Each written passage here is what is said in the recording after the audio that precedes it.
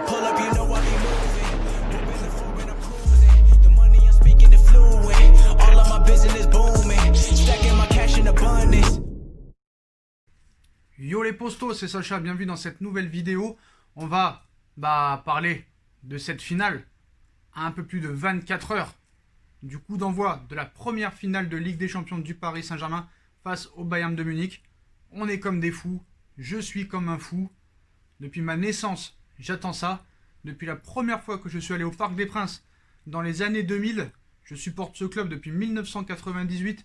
J'ai tout connu, les Algerino, les Rabé Sambratana, les JJ Okocha, les Ronaldinho, les Gabriel Heinze, les Juan Pablo Sorin, les Sami Traoré, les Sylvain Armand, les Mario Yepes, les Pierre Alafro, les O'Haro, les Erding, les Zlatan, les Thiago Silva, les Cavani, les Lavezzi, les Lugano, les Momo Sissoko, les Neymar, les Mbappé, le maintien en Ligue 1, les Coupes de France 2006 contre l'Olympique de Marseille, la Coupe de la Ligue en 2008 contre le Racing Club de Lens avec ce penalty à la dernière minute de monsieur Mendy.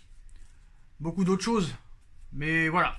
En tout cas, Coupe de France, Coupe de la Ligue, Championnat, Trophée des Champions, on a tout gagné.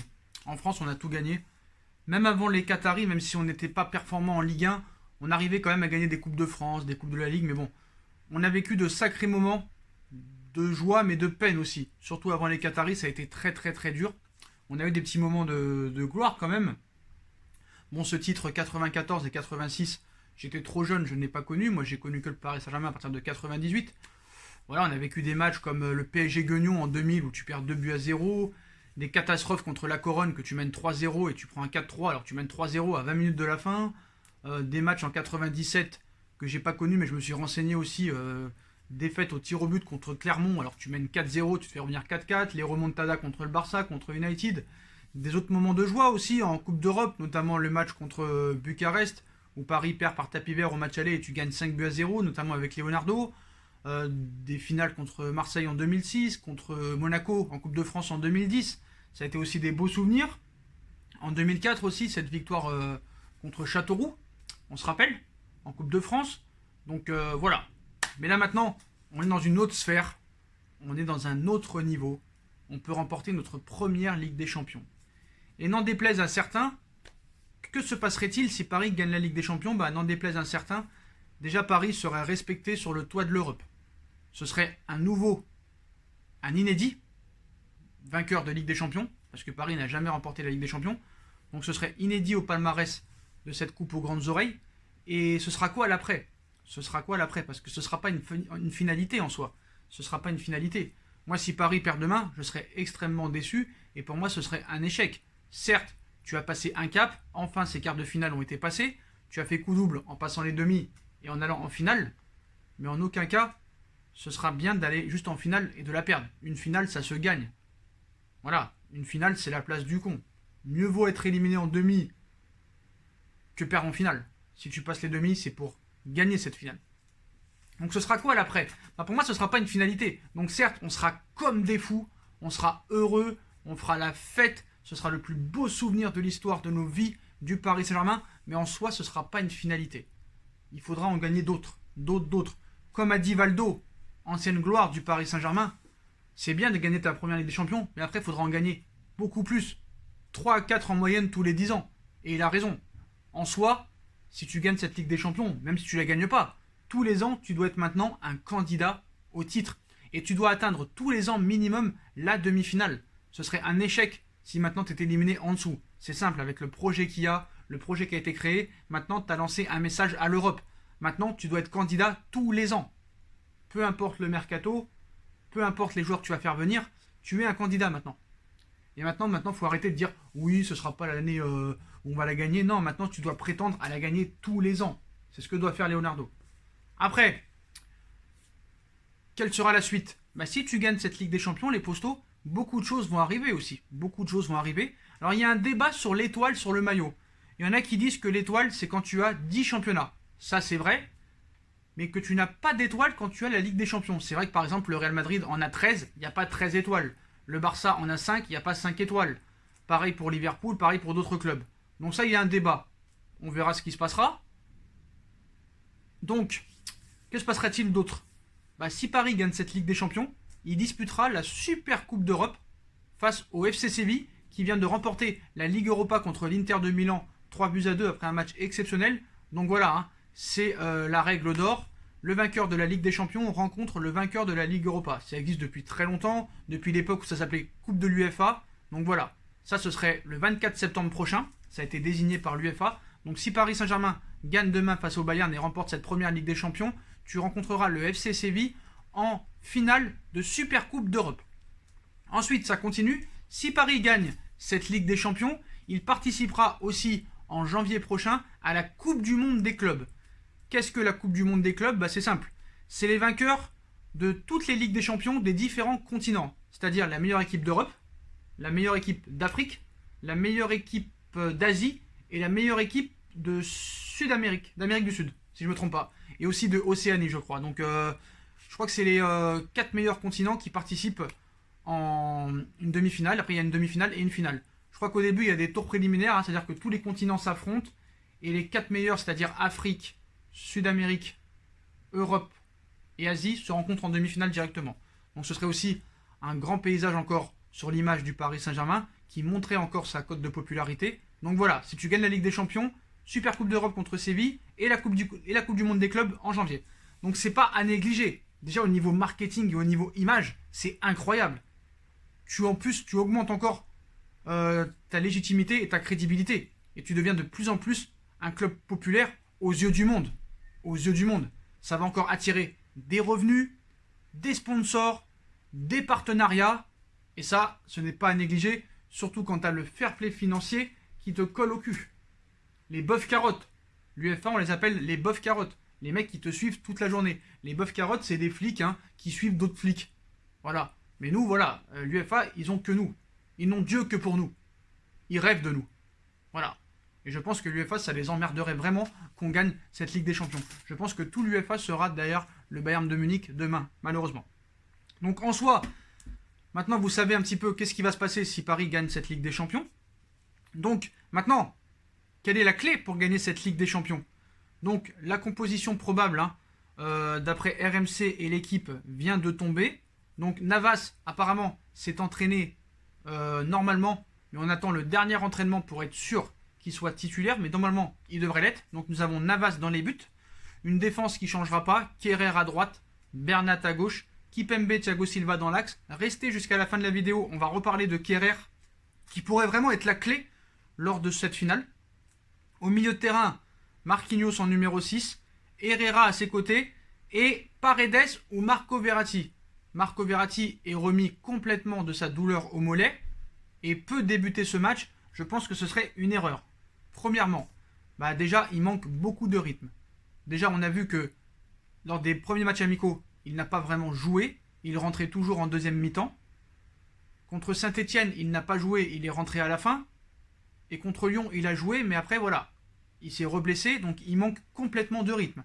Donc certes, c'est un très très bon joueur, mais non seulement il manque de rythme, et en plus, dans ses grands matchs, il a toujours prouvé qu'il n'était pas présent. Je suis désolé. Donc c'est vrai qu'il peut être utile dans ce genre de match. Mais que ce soit avec le Paris Saint-Germain ou l'Italie, lorsqu'il fallait être décisif, il n'a jamais été là. Et le Paris Saint-Germain s'en est toujours sorti sans Marco Verratti. Contre Dortmund, contre Leipzig, contre l'Atalanta Bergame. Même si contre Leipzig, il est rentré à 10 minutes de la fin. Donc je pense qu'il faut mettre Leandro Paredes. Leandro Paredes, dans les gros matchs, a toujours répondu présent cette saison. Contre le Borussia, contre le Red Bull, contre l'Atalanta. Il a prouvé après sa rentrée contre l'Atalanta qu'il était vraiment capable de casser des lignes, d'amener du jeu offensif, de faire des frappes de loin. Il est indispensable. Je pense que ce serait une faute de la part de Thomas Tuchel de mettre Paredes sur le banc à la place de Marco Verratti. Tu as 5 changements, sois pragmatique. Et devant, bien sûr, Neymar, Di Maria, Mbappé, donc Icardi sur le banc, Neymar en faux neuf, Mbappé à gauche, Di Maria à droite, et comme contre le Red Bull, afin de déstabiliser cette équipe du Bayern, les trois switcheront un petit peu. Donc Neymar de 9 passera à gauche et un moment à droite. Mbappé à gauche passera en 9 et un coup à droite. Di Maria aussi pourrait faire électron libre et passer à gauche à droite, afin de tourner un petit peu en bourrique et en rond cette équipe du Bayern de Munich, qui a de gros atouts offensifs. Mais bon, on a pu voir contre l'Olympique Lyonnais, et notamment contre le Barça aussi, les 15 premières minutes, que défensivement, bah, c'était pas aussi solide qu'on veut nous le faire croire.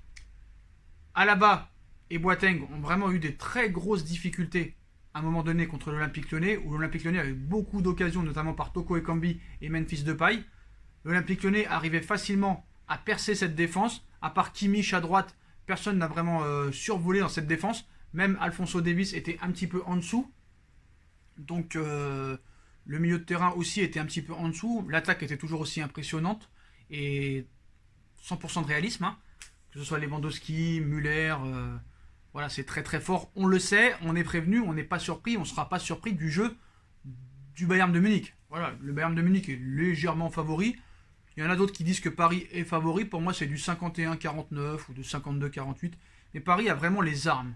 Paris a vraiment les armes. Et je pense que Paris aurait encore plus les armes s'il dégageait Thiago Silva et qu'il refaisait descendre Marquinhos dans l'axe, qui mettait Paredes, Verratti et Herrera au milieu de terrain, ainsi que les trois devant. Malheureusement, ce n'est pas ce qu'il fera. Donc on verra bien. Maintenant, bah, les clés, hein, on en a parlé, on va pas le redire. Hein, ce sera surtout le milieu de terrain et le réalisme devant le but. Parce que les deux défenses, hein, ça se vaut un petit peu. Bernat sera revanchard, hein, faut pas l'oublier, hein, c'était un indésirable au Bayern de Munich. Ils l'ont jeté un petit peu comme une merde. Donc il aura à cœur vraiment de revanche. Il aura soif de revanche. Et peut-être aussi Thilo Kehrer. Alors pourquoi Thilo Kehrer ? Pourquoi je parle de Thilo Kehrer ? Bah, Thilo Kehrer, il y a une histoire assez sympa, assez incroyable dans ce match. Donc vous voudrez dire, mais Sacha, de quoi tu parles ? Pourquoi tu nous parles de Thilo Kehrer ? Quel rapport avec Thilo Kehrer ? Bon bah Thilo Kehrer, hein, à droite, vous savez, hein, c'est pas toujours exceptionnel. La qualité de centre hein, laisse à désirer, même si au niveau défensif c'est mieux, mais voilà. La sœur de Kehrer, c'est l'ex de Serge Gnabry. Et oui. J'espère que Kehrer est prêt. Donc apparemment, hein, dans un passé assez récent, Gnabry aurait brisé le cœur à la sœur de Thilo Kehrer. Donc je pense que Thilo sera revanchard. Je pense qu'il aura à cœur de vraiment faire un gros match sur Serge Gnabry. Et à cœur peut-être de tacler à la gorge. Donc calme-toi, hein, pense à ta finale de Ligue des Champions. Ne nous fais pas une Zidane 2006, s'il te plaît. Non, venge-toi, venge ta sœur en gagnant cette Ligue des Champions. C'est ça qui nous intéresse le plus. Mais voilà, hein, on vient d'apprendre ça il y a quelques jours. Hein, donc la sœur à Thilo Kehrer, hein, très jolie femme, faut dire la vérité, hein, très belle, c'est un canon. Voilà, faut dire la vérité, c'est un canon. Bah voilà, c'est l'ex de Serge Gnabry. Donc lors de ce PSG Bayern, hein, il y aura un duel dans le match. Hein. La sœur de Thilo Kehrer, Sarah, qu'elle s'appelle, a eu le cœur brisé par Serge Gnabry. Donc ne soyez pas étonnés hein, si Thilo Kehrer lâche un tacle au niveau de la gorge. De Gnabry. Mais bon, attention, hein, il faut un tacle régulier et propre. D'accord, Thilo ? Donc voilà les postos. Donc voilà, donc en plus de ça, bah, c'est une guerre un petit peu sportive et une guerre interne. Hein. Ce qui s'est passé il y a plusieurs années. Comme vous le savez, le Bayern de Munich hein, critique souvent le Paris Saint-Germain sur sa gestion du club, des transferts, etc. Là, en plus, ça continue hein, avec le transfert de Tanguy Kouassi qui a très mal été digéré par le Paris Saint-Germain et les dirigeants. D'ailleurs, Paris et City voudraient se venger en recrutant certains joueurs, parce qu'on vous rappelle aussi que le roi Sané a rejoint le Bayern de Munich en provenance de Manchester City. Donc voilà, mais je pense que les joueurs hein, sont soudés comme jamais. Kylian Mbappé aussi sera motivé avec ses petits crampons pour rendre hommage à M. Franck Ribéry. Tous les supporters sont derrière le Paris Saint-Germain et on espère enfin gagner cette Ligue des Champions qui rentrera de l'histoire dans le club. Donc si Paris gagne la Ligue des Champions, hein, premièrement, ce sera vraiment un respect dans toute l'Europe. Un club inédit dans le palmarès de cette compétition. Paris aussi hein, bah, sera candidat maintenant tous les ans à pouvoir l'emporter ou au moins faire une demi-finale tous les ans. Paris disputera, s'il la gagne, la Super Coupe d'Europe le 24 septembre prochain contre le FC Séville, vainqueur de la Ligue Europa contre l'Inter de Milan 3-2. Et Paris, s'il gagne cette Ligue des Champions, participera à la Coupe du Monde des clubs au mois de janvier prochain contre le vainqueur de la Ligue des Champions africaine, asiatique, Amérique du Sud, j'ai vraiment du mal à le dire, Amérique du Sud ou Sud-Amérique on va dire, mais celle de l'Océanie aussi je crois. Voilà les postos, hein. Donc voilà pour toutes les informations. Si le Paris Saint-Germain gagne la Ligue des Champions, il changerait vraiment officiellement de dimension. Donc voilà les postos, voilà pour toutes les dernières infos et la prétendue victoire en Ligue des Champions qu'amènera-t-il au Paris Saint-Germain. Vous avez toutes les informations, voilà. Puis comme d'habitude, hein, si vous avez kiffé la vidéo, on like, on partage, on commente, on s'abonne, on active la petite cloche pour être tenu au courant des vidéos qui vont sortir, surtout Mercato. On me rejoint sur mes différents réseaux sociaux ainsi que sur Utip, si vous voulez faire un petit don, c'est comme vous voulez. Ainsi que me rejoindre sur ma deuxième chaîne YouTube, No Feeling. Les postos, si vous voulez parler, débattre, hein, vous pouvez venir surtout sur Instagram, hein, c'est sur Instagram que je suis, ou sur Snap, mais plus sur Insta. Et si vous voulez un petit peu être au courant de toutes les informations Mercato au fil de la journée, veuillez me rejoindre sur Instagram. Voilà, je dis toutes les infos Mercato en story et en post. Donc si vous voulez vraiment être au courant aussi, 24 heures sur 24, minute par minute, heure par heure, 7 jours sur 7, venez à Donf sur Insta les potos. Tout sera en bas, en lien en description. Voilà les postos. Je vous souhaite à tous une très bonne soirée, une très bonne journée de dimanche. Et on espère se revoir avec la coupe aux grandes oreilles les postos. Voilà les postos, à tchuss.